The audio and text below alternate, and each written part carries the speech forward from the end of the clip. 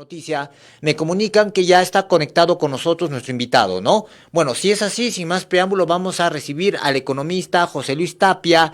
Él es director del Instituto de, Libre Empresa, ¿no? Y justamente con él vamos a conversar sobre muchos aspectos también de coyuntura.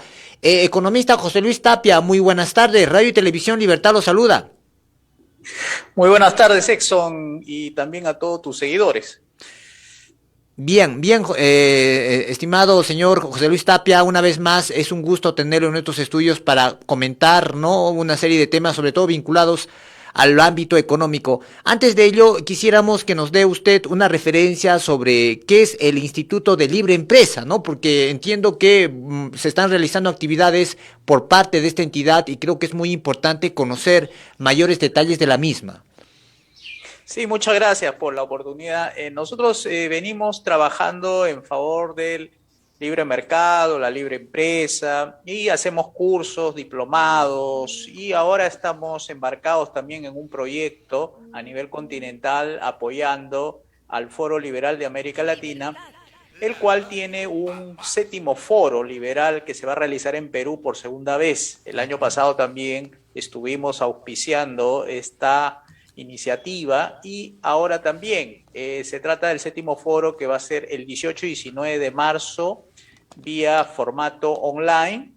Pueden acceder a través de la página de YouTube del mismo foro liberal a partir de las 7 de la noche de ambos días. O sea que están invitados todos, a tus seguidores, a la Radio Libertad, a unirse a estas 6 conferencias, 3 conferencias el primer día, entre ellas uno que va a ser el expositor central, sobre el tema de la adoración de Baal en nuestros días, en nuestro mundo moderno, que se trata básicamente en un mensaje que quiere dar el señor Stephen Perks, que es el director de la Kuiper Foundation, que entre otras cosas va a decir que la iglesia se encuentra sometida a la ideología socialista, ¿no? O sea, ustedes van a apreciar los fundamentos tanto bíblicos como académico y científico sobre el particular, y después van a haber 2 conferencias magistrales después de del señor Perks, el cual va a estar la señora Verónica Abad, quien va a hablar sobre la maldición de la ignorancia, y por último Jorge Chapas de Guatemala, que va a hablar sobre el tema del condicionalismo, el marco de acción política de los cristianos. Eso es el primer día. El segundo día va a estar el profesor Mansueti, el cual va a hablar sobre que la derecha no tiene proyecto político, y lo va a acompañar inmediatamente, después de 40 minutos más o menos, la señorita Miriam Ortiz con el tema del marco de desarrollo de las bases populares del Partido de Evolución, y por último termina cerrando la señora Clotilde Aviso del Partido Liberal de Paraguay con la acción política y la coyuntura que afronta ese país. Eso sería todo. Son 6 conferencias, 3 el primer día, que sería el viernes 18, y 3 el segundo día, que sería el día sábado 19, ambos 7 de la noche se va a transmitir. Eso es lo que estamos haciendo desde el instituto, impulsando, auspiciando estos eventos. Muy bien, y dicho sea de paso, ¿desde hace cuánto tiempo ya el instituto viene realizando esta importante labor, ¿no? Promocionando los temas hacia la sociedad relacionados, reitero, al ámbito económico, al ámbito de la libre empresa. ¿Desde hace cuánto tiempo ya viene realizando esta labor, señor José Luis Tapia?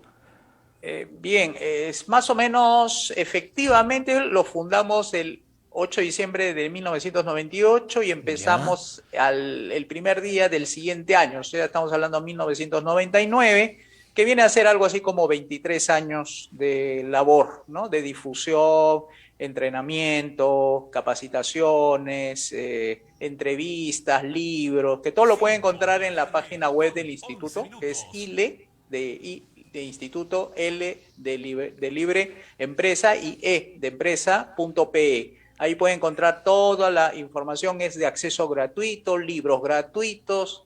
Entonces ya depende cada uno que lo que desee, ¿no? Básicamente, si quiere estudiar, si quiere solamente leer, si quiere tener opiniones de actualidad, entonces ahí están todos los materiales listos para ser descargados, ¿no? Bueno, sin duda es una importante labor que viene realizando el Instituto de Libre Empresa desde el año 99. Y creo que es muy importante destacar, reitero, estas actividades. Bueno, hablando un poco también del Partido de Evolución, coméntenos cómo va el tema de la agrupación política, porque entendemos que a nivel nacional en estos últimos años también se han formado, bueno, partidos u organizaciones de corte liberal, libertario, lo cual está bien, porque valgan verdades, en estos últimos 30 años, pues hemos podido apreciar, ¿no? Agrupaciones políticas, entre comillas, que a veces, bueno, plantean programas y que tienen como basamento ideologías, pues que ya son inviables, ¿no? Como es el caso de estos grupos comunistas, marxistas, con planteamientos retrógrados. Por el otro lado, agrupaciones que tienen una posición más mercantilista y que no saben realmente qué cosa es el mercado, qué cosa es la política, y creo que es muy importante también que surjan nuevas opciones. En ese sentido, coméntenos un poco también del Partido de Evolución, el cual usted me parece preside.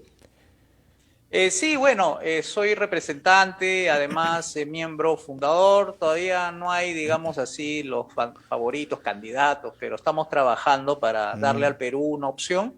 Y bueno, nuestra participación en política se debe a muchos años de entrenamiento, ¿no? Porque no es cuestión de entrar a la política y ofrecer cualquier cosa. Nosotros nos hemos preparado, o sea, Yeah. somos políticos que nos hemos preparado, no somos improvisados.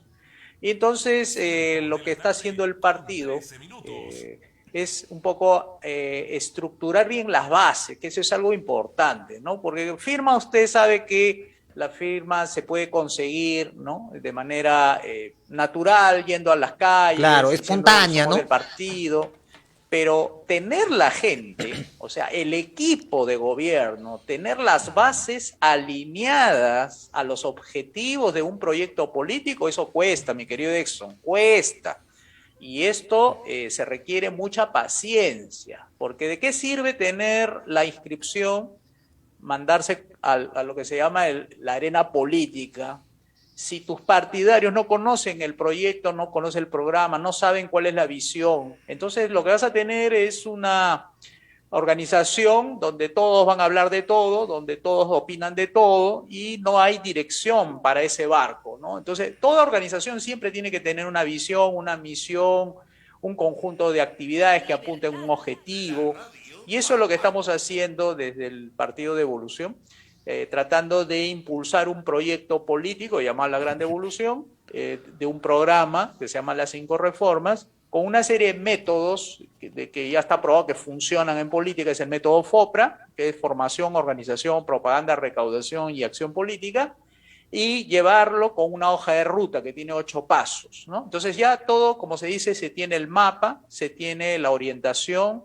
se tiene los recursos políticos. Ahora lo que hay que hacer es tener los recursos humanos, ¿no? Que eso es lo Claro. más difícil, lo que reiteré hace un momento, de que hay que ser pacientes, pacientes, porque esto es un proceso y hay que entrenar bien a los cuadros, ¿no? Teniendo bien a los cuadros, una vez que tienes tus 330 militantes mínimo, bueno, esa es la aspiración, ¿no? Tener 330 cuadros políticos, pero teniendo 66 mínimo distribuido en todas las provincias del Perú, en 66 por lo menos lo que dice la ley, creo que podemos hacer una buena labor política como el Perú se merece, no la politiquería que ahorita vemos en los titulares, en los comportamientos de la oposición y del propio gobierno, ¿no? Claro, bueno, en todo caso, pues vamos a estar muy atentos a la labor que vaya a realizar más adelante el Partido de Evolución. Bueno, hablando un poco también sobre la labor que venía o que viene realizando el Instituto de Libre Empresa, se me vino a la mente lo siguiente, ¿no? Hablando con algunos especialistas y entendidos también en el tema académico, ellos sugerían de que sería muy importante de que próximamente, por lo menos en el plan curricular, ¿no? De nivel secundario y quizás primario, se incluya cursos relacionados, por ejemplo, a lo que es la cultura financiera, ¿no? Cosa que se da en otros ámbitos, en otros países, me parece que en Uruguay, en Colombia, en fin, ¿no? Vecinos nuestros ya consideran este tipo de materias o cursos, ¿no? En lo que son los niveles de primaria y secundaria, y eso le permite a esos jóvenes más adelante poder de alguna manera desenvolverse mejor, ¿no? En el sistema, ¿no? De libre mercado, de economía de mercado.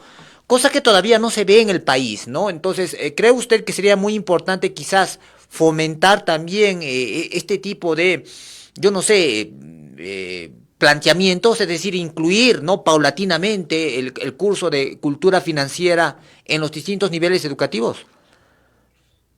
Sí, así es como tú dices, Exxon, y se me viene a la mente que los chicos también tienen que aprender a defender bien su bolsillo, porque Claro. tú sabes que el Banco Central de Reserva todos los años nos quita poder adquisitivo, o sea, quiere decir que nuestra moneda, nuestro dinero, los bolsillos, si no lo sabemos defender, el propio Banco Central, que es el responsable de esto, nos quita aproximadamente 5 o 6%, como el año pasado nos ha quitado. Entonces, quiere decir que si tú tienes 100 soles, al final compras 94, ¿no? Porque 6%, o sea, de esos 100 soles, te lo ha quitado vía inflación, ¿no? Entonces hay que defender también de la forma de actuar del Banco Central a través del tipo de cambio, que esa es otra forma de devaluar la moneda, porque ahora que sube o baja y estamos en esa ruleta, digamos así, financiera o de tipo de cambio, conviene enseñarle a los alumnos cómo defendernos frente a ese tipo de organizaciones, ¿no? Que son antinaturales del mercado. O sea, tener un banco central en una economía es como tener una isla de planificación dentro de un mar de libre mercado. Eso es inaceptable desde el punto de vista económico, pero bueno, ya se nos ha acostumbrado a la mente de los chicos principalmente que lo ven como una manera natural de aceptar al Banco Central, ¿no? El Banco Central es una entidad que lo auspicia el propio Manifiesto Comunista de 1848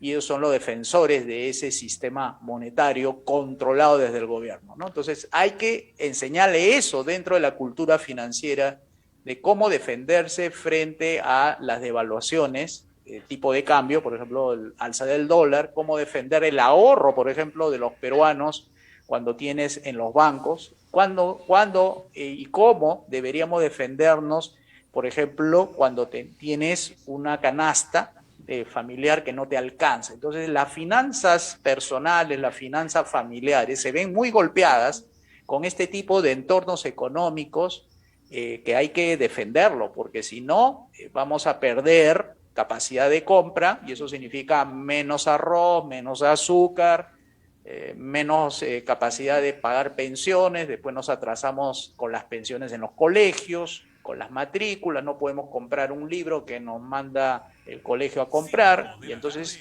hay que hacer unas estrategias de tipo financiera para que los padres de familia y cualquier persona dedicada digamos, a trabajar y que tenga su familia, pues tiene que hacer algo al respecto y no dejarse pues robar de alguna manera ese poder adquisitivo que todos queremos mantenerlo y eso hay que enseñarle a todos los alumnos de los colegios, ¿no? Claro, ¿no? Y bueno, justamente también hablando un poco de, de estos amigos comunistas, marxistas, bueno, en los últimos años, ¿no? Estos señores, bueno, en ciertos sectores de la sociedad han de alguna manera impuesto esa idea de temor, ¿no? Hacia lo que es el capital, las inversiones, el emprendimiento, ¿no? Parece sorprendente que en pleno siglo XXI todavía haya personas, ¿no? Que tengan aversión, temor, miedo, reitero, a lo que es emprender, a lo que es invertir, a lo que es el capital, el comercio internacional, cuando muy bien sabemos que estos son aspectos fundamentales de un libre mercado y del desarrollo de una sociedad, pero lamentablemente personas todavía con ideas equivocadas, ¿no? Comparten este tipo de información falsa para propiciar, reitero, el rechazo hacia el sistema económico o hacia estos aspectos que son fundamentales. Por eso es muy importante la labor que usted realiza a través del Instituto de Libre Empresa, porque de alguna u otra manera también se da mayor información, ¿no? Sobre estos conceptos elementales que toda persona debe de dominar para poder, yo no sé, pues, ¿no? Llevar a bien su emprendimiento y demás actividades económicas, señor José Luis. Sí, así como tú lo mencionas, ¿no? El sistema económico natural que ha nacido de la propia iniciativa de los, digamos, de los ciudadanos es el capitalismo. Más bien, su opuesto, el socialismo, es algo antinatural que se ha enquistado a través de leyes malas, organizaciones reguladoras, fiscalizadoras, y en lugar de funcionar bien el capitalismo dando empleo, dando ingresos, empieza a generar distorsiones, informalidad, exclusión, falta de empleo, los ingresos que tenemos son muy bajos, cuando en otros países ganan 20 veces más por lo mismo que hacemos. Entonces, eso requiere de formación, requiere de una serie de, no sé, estudios, vocación, investigación, para que las personas se den cuenta de que la economía está bajo ataque, ¿no? Y cuando digo bajo ataque, está bajo ataque de las organizaciones del gobierno, de la propia política, de los bancos centrales, de los organismos de fiscalización, y si no, Exxon, que tú conoces bien la realidad de Arequipa, SUNAT va y cierra los negocios, sobre todo los pequeños, los indefensos, los que no tienen llegada al poder político, mientras las grandes empresas, las corporaciones, con sus abogados y todo, se defienden muy bien y no le cierran para nada a estas empresas grandes cuando incumplen y deben una serie de multas, deudas de varios miles de millones, y a uno que debe 50 soles o porque no entregó un comprobante, inmediatamente le cae una esquela de notificación y la amenaza de cierre, y cuando le cierra ya es demasiado tarde, ¿no? Entonces, esta economía capitalista del cual hablamos nosotros es una economía capitalista que no solamente debe estar regulada desde el punto de vista de los derechos políticos, derecho a la vida, derecho a la libertad y derecho a la propiedad privada, pero decirle a un empresario cómo debe etiquetar su empaque de su producto o cuántos trabajadores extranjeros debe tener, cuántos practicantes, que el sueldo mínimo que hay que pagar o que este es el contrato preprofesional, el contrato por proyectos, ya excede de las funciones del gobierno, y ahí estamos hablando de la economía bajo ataque del propio sistema político conformado por estas organizaciones y sus leyes malas, ¿no? Entonces, esto se enseña en el instituto, se enseña a través de estos cursos de liberalismo clásico, de política económica, de economía política, para que los que quieran ver a través de los videos aprendan, o de lo contrario se inscriben en los cursos que nosotros, los miércoles, por ejemplo, dentro de un momento, vamos a estar dictando nuestra clase a las 7 de la noche. ¿Para qué? Para que el ciudadano común esté enterado de cómo funciona la política, la buena política, y cómo funciona la mala política, cómo funciona la buena economía, cómo funciona la mala economía. Entonces así ya puede comparar y no dejarse engañar por otras personas que seguramente tienen algunos intereses que, como siempre, no faltan dentro de esta labor que hacemos en el ámbito político, donde ellos también compiten, ¿no? Con sus ideas falsas, pero compiten, ¿no? Ok, bueno, muy claro en todo caso la explicación, ¿no?, que está usted compartiendo con nosotros. Bueno, tampoco queremos abusar de su tiempo, entendemos que usted es una persona muy ocupada y eso está muy bien. Bueno, quisiéramos también conocer parte de su opinión, o mejor dicho, su opinión sobre el contexto actual, ¿no? Lamentablemente esta crisis política está propiciando también una crisis económica. Estábamos revisando algunos ratios, algunos indicadores macroeconómicos, y si bien es cierto, en el último trimestre del año pasado, del 2021, algunos productos, por ejemplo, no tradicionales, llámese la palta Hass, los arándanos, la páprica, ¿no? En fin, han tenido el propio café, ¿no? Han tenido un aumento, no porcentual, en su demanda en el ámbito internacional.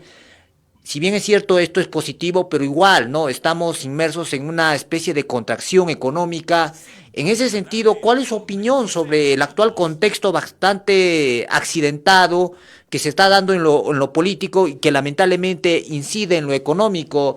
En este caso, economista José Luis Tapia. Fíjense que alguien que ha dicho, y que digamos, a veces tenemos que escuchar porque es un actor económico dentro de este sistema, es el Banco Central, y sobre todo el presidente del Banco Central, el señor Julio Velarde, que ha dicho lo siguiente: el gran problema estructural que encontramos en este año es la falta de crecimiento. O sea, no existen los 4 motores para hacer crecer la economía. Cuando digo los 4 motores me refiero El motor de las exportaciones, uno de tantos. El otro es el motor de la inversión privada, que tampoco está dando lo suficiente como para hacer crecer la economía.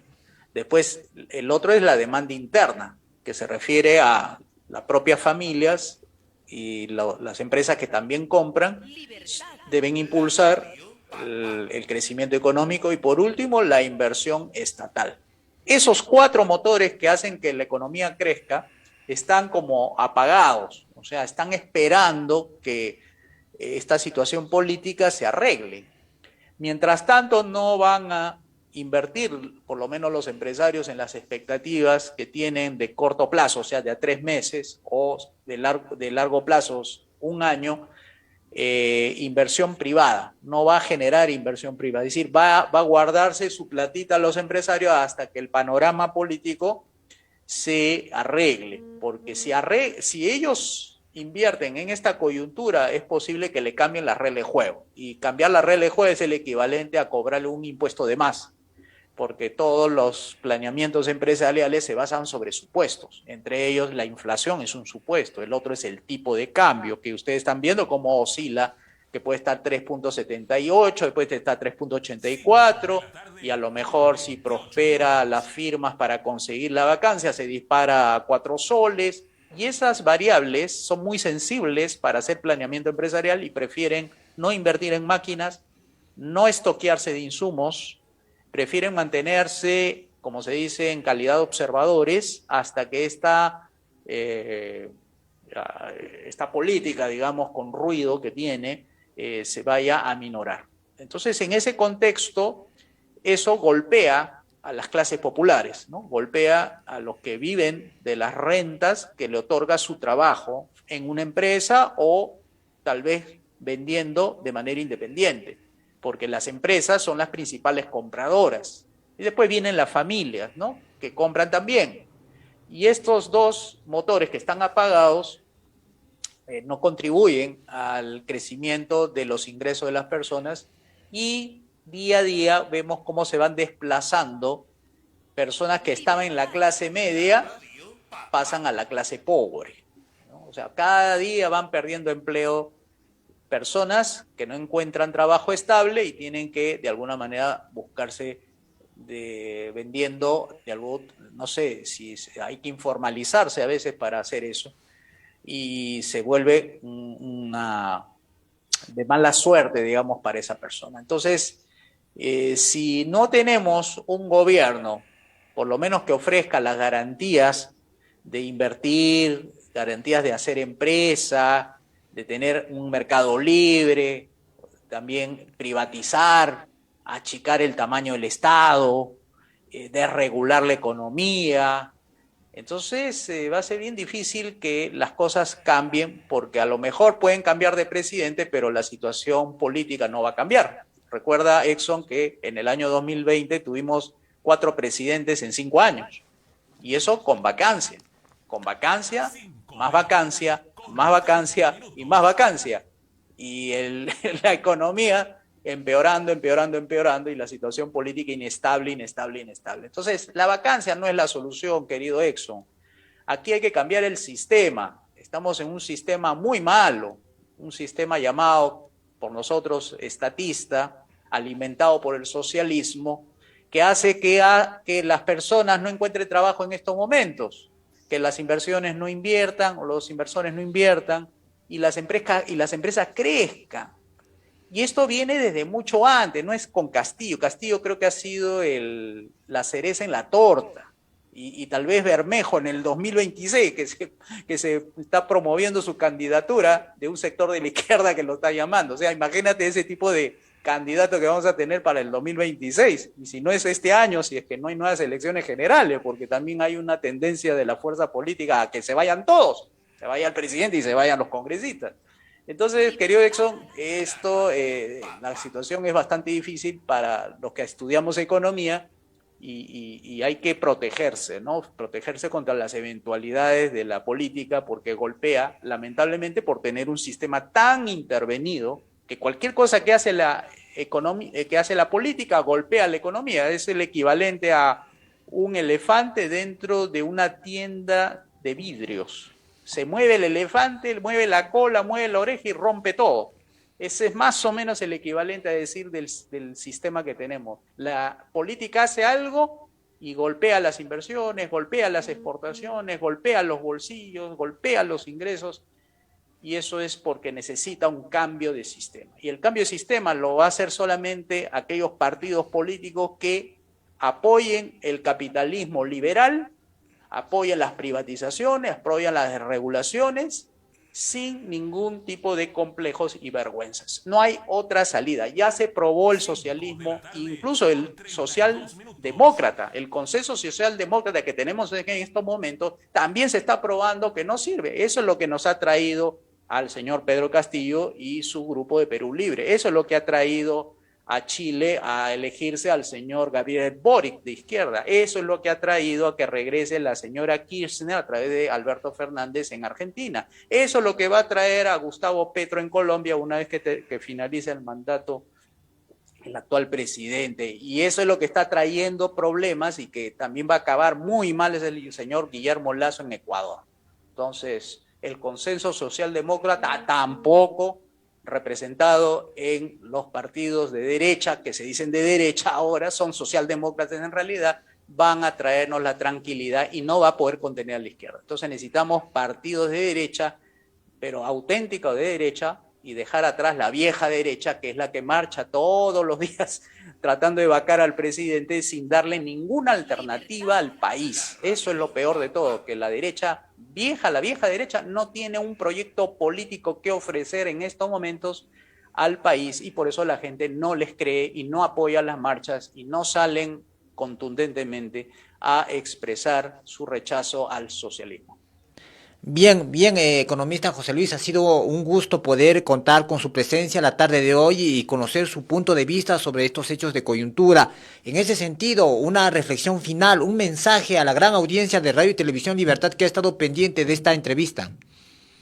Muchas gracias, Exxon, nuevamente. Miren, amigos, no hay otra forma en el país de salir de la actual situación que escoger políticos liberales, libertarios, pero que sean de derecha y que le sigan y se afilien a todos aquellos partidos de derecha liberal, libertaria, para que puedan, a través de sus representados, o sea, a través de los representantes de estos partidos, dar la batalla política, cultural, todo lo que involucre cambio de sistema, para que ustedes aseguren no solamente un presente de defenderlos contra el estatismo, sino también contra cualquier intento de malograrle su futuro. Porque si no hacemos eso, entonces vamos a tener que emigrar, porque la izquierda, una vez que se instala el poder, empiezan a perseguir a sus opositores políticos.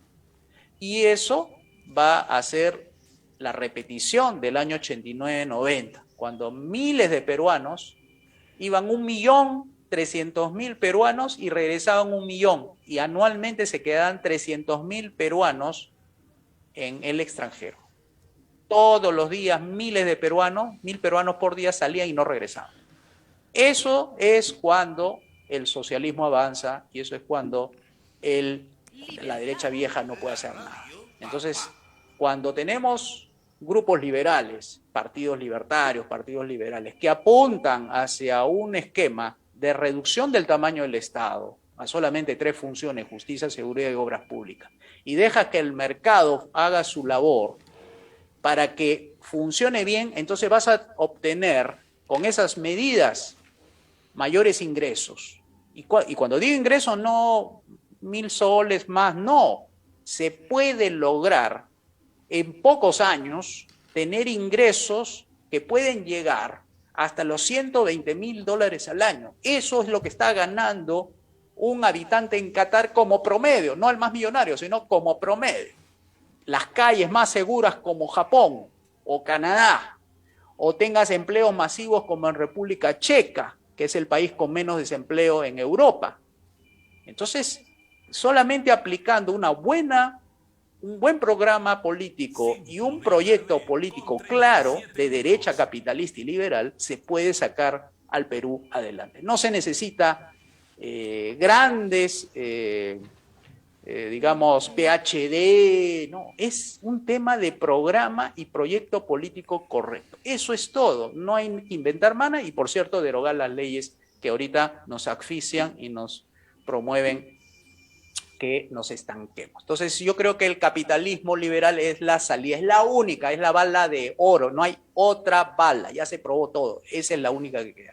Muchas gracias, Exo, y muchas gracias a Radio Libertad de Arequipa por permitirme llegar con este mensaje. Ok, no, al contrario, las gracias a usted, doctor Tapia. Bien, acabamos de dialogar con el economista José Luis Tapia, director del Instituto de...